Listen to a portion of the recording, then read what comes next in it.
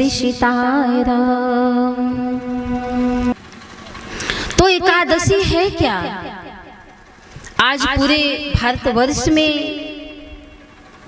चाहे वह गांव हो, शहर हो, देश हो, विदेश हो, इसकी महत्ता, इसकी महिमा हर जगह है। माताएं, बहनें, भाई, बंधु एकादशी व्रत करते हैं, इसका पालन करते हैं। हम ब्राह्मणों को अपने घर बुलाते हैं, पूजन पाठ इत्यादि हवन करते हैं। तो इस व्रत में जो तात्विक रहस्य छुपा हुआ है, हम उस पर भी विचार करें कि यह व्रत क्या है, एकादशी का मतलब क्या है। ये ठीक है, हम अपने घरों में विप्र को बुलाएं, पूजन करें, उनका चरण धोएं, भोजन कराएं, पूजा पाठ करवाएं, दान सम्मान करें, ये बहुत सुंदर है। लेकिन उसके साथ में एक और चीज का भी ध्यान रखें, उसका भी पालन करें। जितना भी हम पूजा पाठ करते हैं, यह क्या है? कर्मकांड है, विधि विधान है। जो मैं कल 4 घाट से कथा का महिमा का मैं वर्णन किया आप सबके बीच में, कौन किस घाट के प्रवक्ता हैं और कथा का वो महिमा का गायन किए, तो दक्षिण घाट के प्रवक्ता याज्ञवल्क्य जी एक कर्मकांड घाट के प्रवक्ता हैं। तो ये विधि विधान भी सही है, कर्मकांड ठीक है, विधि विधान हम अपने पूजा में रखें, लेकिन और भी एक चीज का होना उसमें जरूरी है। विधि के साथ में, नेम के साथ में क्या हो, तो प्रेम भी होना चाहिए, भाव भी होना चाहिए। मानस में बाबा ने दर्शन कराया है, नेम प्रेम संग कर कर देखा, नेम प्रेम कर कर देखा, अरे नेम प्रेम संग कर कर देखा, नेम प्रेम कर कर देखा, अभी चल हृदय भगत कर रेखा, कभी चलम दया भगत कर लेना, अभी चल हृदय भगत कर रेखा, अभी चल हृदय भगत कर रेखा। तो नेम और प्रेम ये दोनों होने चाहिए। विधि विधान भी हम करें, नेम भी करें, और भाव प्रेम ये भी होने चाहिए। अहमता का भाव न रहे, पुरुषार्थ का ज्ञान न रहे कि मैं ये कर रहा हूँ। यदि हम कोई चीज अर्पण करते हैं, दान देते हैं, तो दान के साथ में मैं नहीं होना चाहिए। आप मैं का ही दान पहले कर दीजिए अपने जीवन में, तब और वस्तुओं का दान करिए।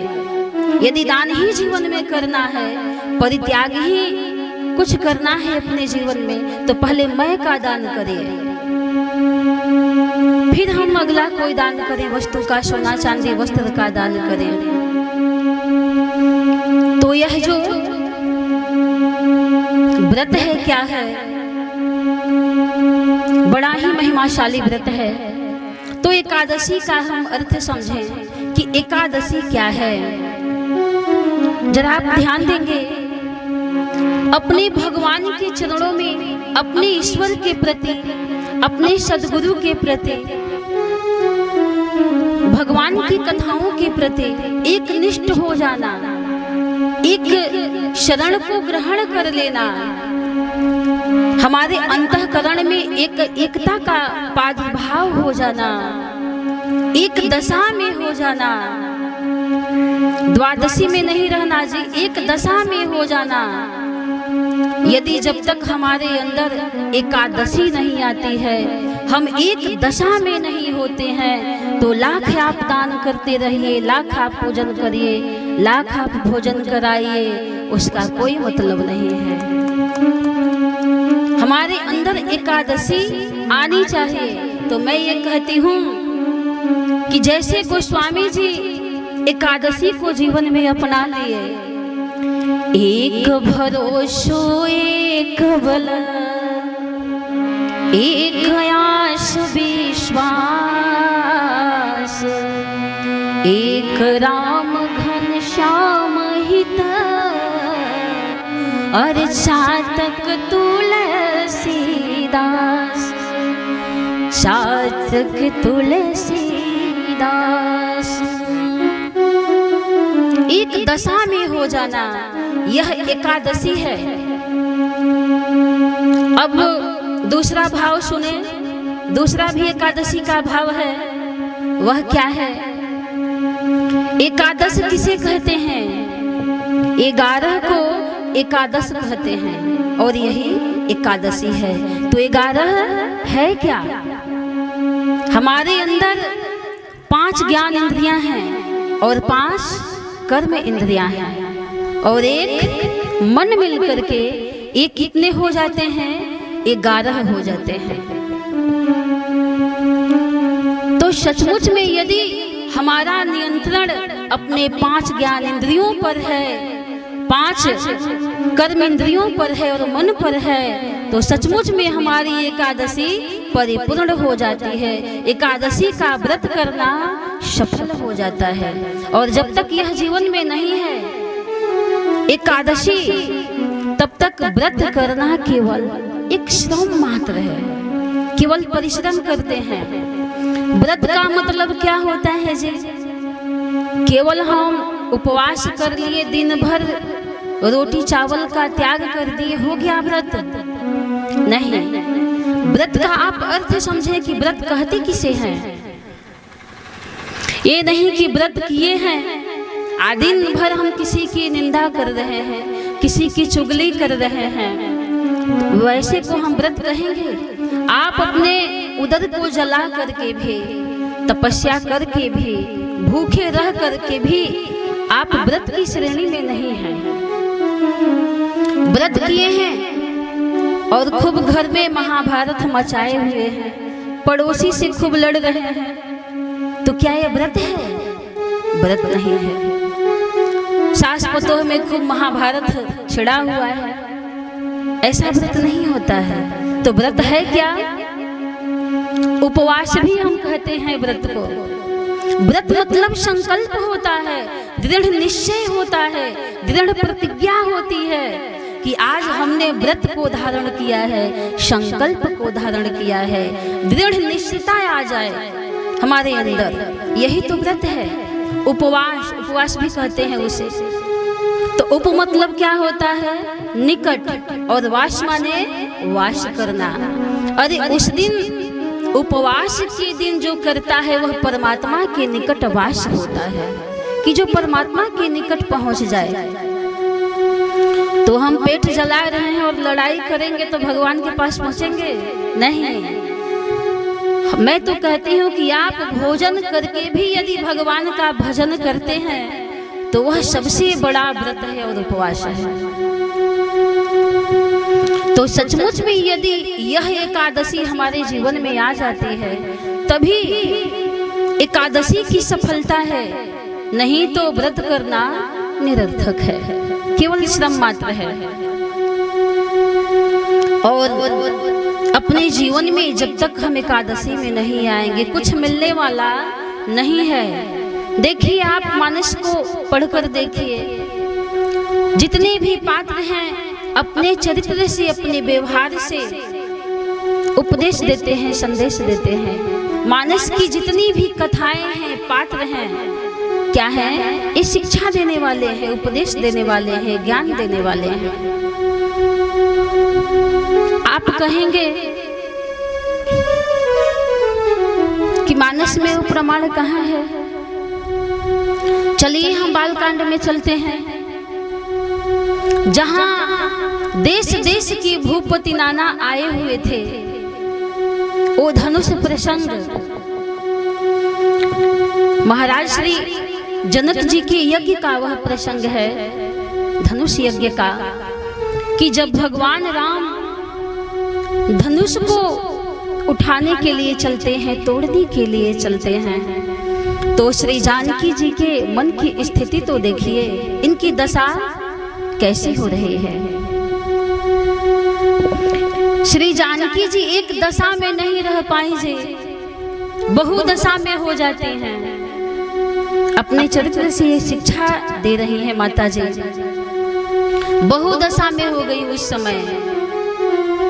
बाबा मानस में इंगित करते हैं, इशारा करते हैं कि मन ही मन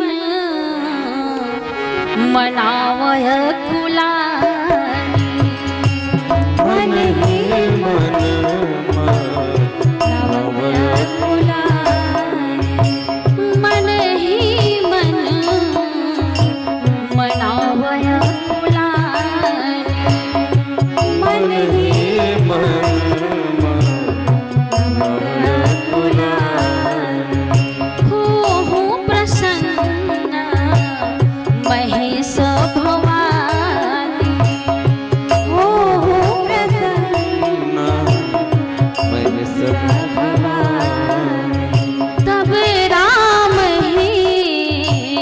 अरे बिलो की भय दे, तब राम ही बिलो की भय दे, सभय हृदय बिना वति जेहि दे, सभय हृदय बिना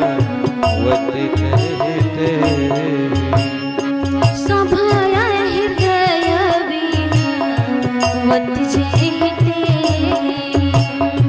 सभय हृदय बिना वति जेहि दे, गणनायक बर दायक देवा, गणनायक बर दायक देवा, आजू लगी कि हम तू सेवा, आज लगी तू सेवा, आज लगी कि हम तू सेवा, आज लगी कि हम तू सेवा, आज लगी कि हम तू सेवा। श्री जानकी जी सभे हृदय से सभी देवताओं को पुकारने लगी। ज्यों ही भगवान श्री रामचंद्र जी धनुष को उठाने के लिए आगे बढ़ते हैं तो माँ के हृदय की जो स्थिति है वह विचित्र सी हो जाती है। यह एक दशा में नहीं रह पाती हैं। कौन? श्री जानकी जी बहुदशा में हो जाती हैं जी, सबको मनाने लगती हैं। ज्यों ही शंकर भगवान को पुकारते हैं, ज्यों ही वो चलते हैं कि मैं जाकर जानकी की सहायता करूं, तो फिर ये गणेश भगवान को पुकारने लगती हैं। तो शिव जी देखिए, जरा आप ध्यान देंगे इन प्रसंगों पर, ज्यों ही और देवताओं को ये बुलाने लगती हैं, भगवान शिव को बुलाती हैं, तो गणेश भगवान वहीं रुक जाते हैं। जिसको जिसको ये पुकारती गई, गणनायक वरदायक देवा, आज लगी किन्हीं तू सेवा, हो प्रसन्न महेश भवानी। जब एक को पुकारती हैं जानकी जी, भगवान शिव को पुकारी, फिर उन पर ये रह नहीं पाई, उन पर इन्हें विश्वास नहीं हुआ कि ये शायद आ पाएंगे। प्यारे बंधुओं, सबसे बड़ी चीज क्या है? विश्वास ही तो है। यदि हमारा विश्वास यदि एक जगह नहीं होगा तो सहायता मिलने वाली नहीं है। कहा गया है कि बिनु विश्वास भगति नहीं, तेहि बिनु द्रवहि न राम। बिना विश्वास का हम कहते हैं कि हम बहुत विश्वास करते हैं भगवान पे, विश्वास तो करते हैं, लेकिन हम दृढ़ विश्वास नहीं कर पाते हैं।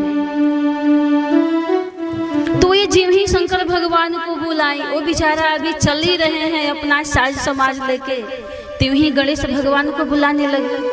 शंकर भगवान रुक जाते हैं। फिर जब गणेश भगवान को बुलाए, गणेश भगवान तैयार हुए चलने के लिए, फिर किसी और देवता को बुला दिया।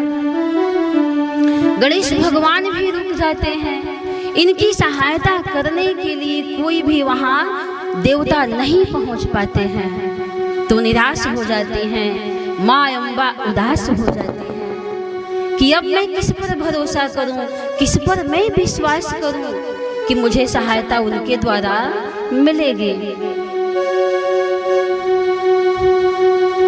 जैसे आप अपने समाज में ही देखें, आप जब किसी को बुलाते हैं अपने यहाँ शादी विवाह में, वही व्यक्ति आता है, बिना बुलाए कोई नहीं आता है।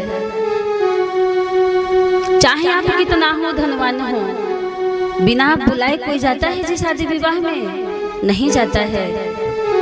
जिसको बुलाया जाता है वही पहुंचता है, चाहे वह श्राद्ध का हो, चाहे शादी विवाह का भोज हो। लेकिन एक चीज देखने को मिलता है कि जो मांगने खाने वाले दिनहीन गरीब होते हैं बेचारे, वो बिना बुलाए भी पहुंच जाते हैं। उनको बुलाना नहीं पड़ता है, वो निमंत्रण कार्ड नहीं जो होते हैं, जहां ही भोजन मिला वो बैठ गए खाने के लिए और प्रसाद पाकर के चले जाते हैं। तो भोजन दो प्रकार से न होता है भाई किसी के यहाँ, ऐसे नहीं होता है। या तो व्यक्ति, ध्यान देंगे, या तो व्यक्ति विपत्ति का मारा होता है, तब किसी के यहाँ बिना बुलाए भी पहुंच जाता है। जैसे दिनहीन गरीब मांगने खाने वाले पहुंच जाते हैं, और नहीं तो फिर प्रेम निमंत्रण। बड़ी सुंदर कथा आती है श्रीमद् भागवत में। दुर्योधन ने योगेश्वर श्याम सुंदर श्री कृष्ण भगवान को निमंत्रण दिया भोजन करने के लिए, कि आज आपको आना है भोजन करने के लिए। ये भक्त का भाव देखिए और भगवान का भाव देखिए। निमंत्रण मिला कृष्ण भगवान को, कहां से? दुर्योधन के राज दरबार से। और एक प्रेम भी निमंत्रण और आया था, कहां से? विदुर जी के घर से। तो भगवान को तो इतना जरूर समझ है कि कौन प्रेम से बुला रहा है और कौन प्रदर्शन का भाव लेकर के बैठा हुआ है, कि आज कृष्ण आएंगे तो मैं उन्हें 56 प्रकार का भोग खिलाऊंगा। तो क्या आप भगवान को भोग से खरीद सकते हैं? फूल चढ़ाकर खरीद सकते हैं? क्विंटलों फूल चढ़ाइए, क्विंटलों मीठा लड्डू चढ़ाइए, क्या आप मना सकते हैं? अरे प्रभु तो भाव के भूखे हैं, भाव अवश्य भगवान बिना भाव के नहीं मिलते हैं। तो कहा गया है कि दो विध भोजन कीजिए राजा, अब विपत्ति पड़े या प्रीत। जब जाकर के दुर्योधन के यहाँ भगवान कृष्ण भोजन कर लेते हैं, तो दुर्योधन उलाहना देता है कि किस माने में विदुर हमसे कुलवान है, कुलीन है, ऊंचे कुल खानदान का है, बड़ा धनवान है, जो आपने मेरे यहाँ भोजन नहीं किया और विदुर के यहाँ आपने भोग लगाया। मोते विदुर कहाँ है नेको, आ जाके रुचि सो भोजन किन्हो।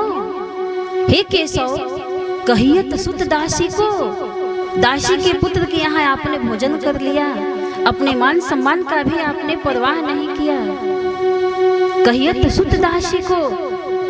योगेश्वर भगवान श्री कृष्ण ने कहा, ऐ दुर्योधन, किसी के यहाँ भोजन तो दो प्रकार से की जाती है। दो विध भोजन कीजिए राजा, अब विपत्ति पड़े या प्रीत, तो ही प्रीत न मोहि आपदा, तो ही प्रीत न मोहि आपदा, यही बड़ी विपरीत। हे दुर्योधन, बताओ फिर भोजन हो तो हो कैसे हो? क्या भोजन हो सकते हैं? नहीं हो सकते हैं। तो बड़ा सुंदर पद आता है कि भगवान तो भाव के बस में है, प्रेम के बस में है। क्या कोई उन्हें खिला करके बस में कर सकता है? अरे प्रेम हो तो इंसान क्या जी, भगवान भी बस में हो सकते हैं।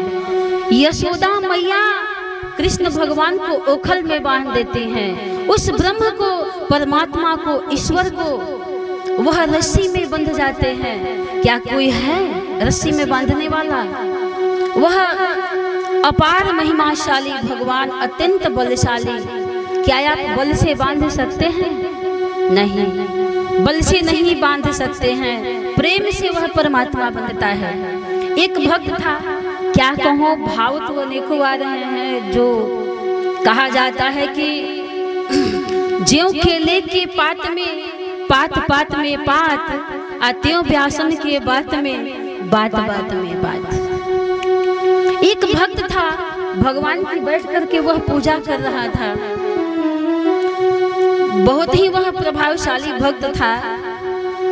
भगवान उसकी भक्ति से प्रसन्न हुए, दर्शन दिए, सामने आए भगवान।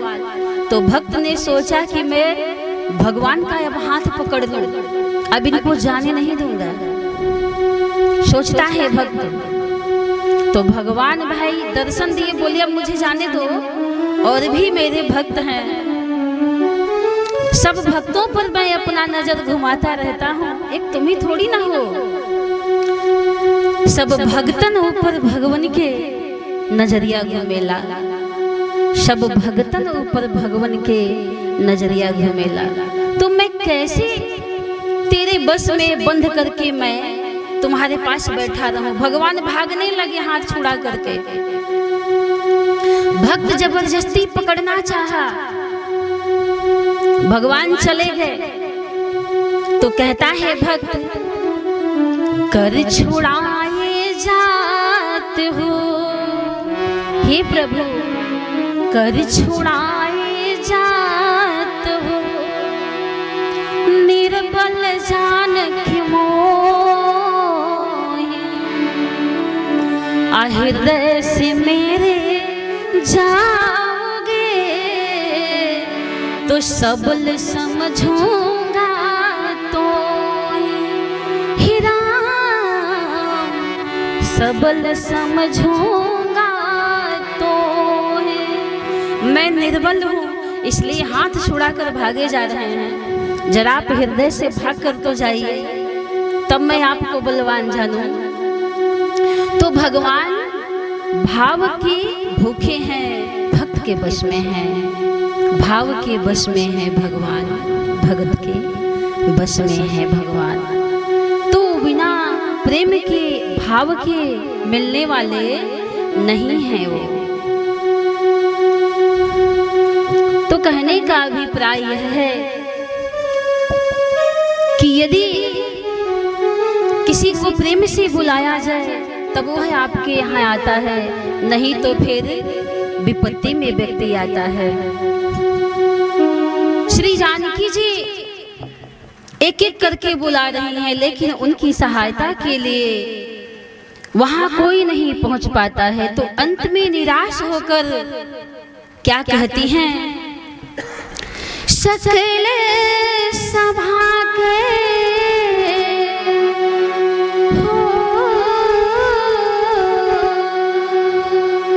सकल सभा के मति भाई भोरी, अयब मोहि शंभु चाप गति तोरी, अब मोहि शंभु चाप गति तोरी, अब मोहि शंभु चाप गति तोरी, अब मोहि शंभु चाप गति तोरी, अब मोहि शंभु चाप गति तोरी। सबसे विश्वास भरोसा जानकी जी का उठ गया। तो कहती हैं कि हे जड़ धनुष, सबको मैं बुला कर देख ली, अब किसी पर मुझे विश्वास नहीं है। भरोसा नहीं है। अब मैं तुम्हारे ही भरोसे हूँ, तुम्हारा ही बल मुझे अब चाहिए। तो धनुष में से भी आवाज निकलने लगता है। धनुष ने कहा कि माँ मैं कितना हल्का हो जाऊं, और सबसे पहले तो ये बताइए कि जो मेरा ये वजन है इसको मैं कहाँ रखूं, तब तो मैं हल्का होऊंगा। मैं तो भारी हूँ, वजनीय हूँ, कहाँ रखूं मैं अपने वजन को। जड़ धनुष भी बोलने लगा। ऐसा यह विश्वास, आप चैतन्य की बात क्या कर सकते हैं। यदि विश्वास हो, दृढ़ संकल्प हो, दृढ़ निश्चय हो, तो वही जड़ता में भी संचारता का वह उत्पाद उत्पन्न हो जाता है और सहायता मिलने लगती है। धनुष ने कहा मैं कितना हल्का हो जाऊं। माँ ने कहा कि मैं क्या बताऊं कि तुम कितने हल्के हो जाओ। सुमन समेत बाम कर दो ना, असावर कुंवर सखी सुठी लोना। अरे मैं तो ये सुनी हूँ कि जिन्हें फूल तोड़ने में भी पसीना आता है, वो कितना धनुष का वजन उठा पाएंगे मुझे नहीं मालूम है। धनुष ने कहा मैं अपना भार कहाँ रखूं। माँ जगदम्बा ने कहा कि जो ये राजा बार बार उचक रहे हैं, उठ रहे हैं धनुष तोड़ने के लिए, हे धनुष तुम अपना भार उन राजाओं पर रख दो।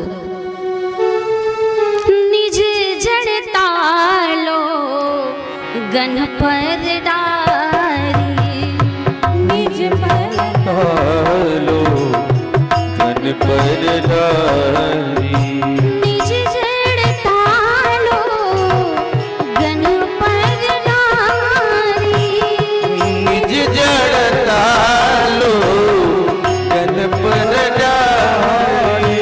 अरे हो हर पति निहारी, पति निहारी,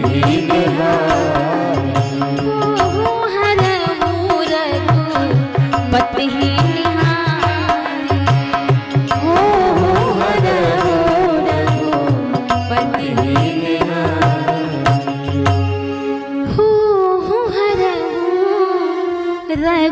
रघुपति निहारी। आप खुद ही देख लो कि ये कितना वजन उठा सकते हैं। तो कहने का अभिप्राय यह है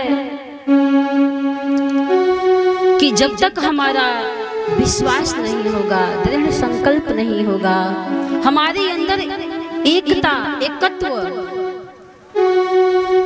अभिन्नता नहीं आएगी, तब तक कुछ जीवन में मिलने वाला नहीं है। श्री जानकी जी अपने चरित्र से ये उपदेश दे रही हैं कि आप एकादशी में हो जाइए, जब तक द्वादशी में रहेंगे सहायता मिलने वाली नहीं है।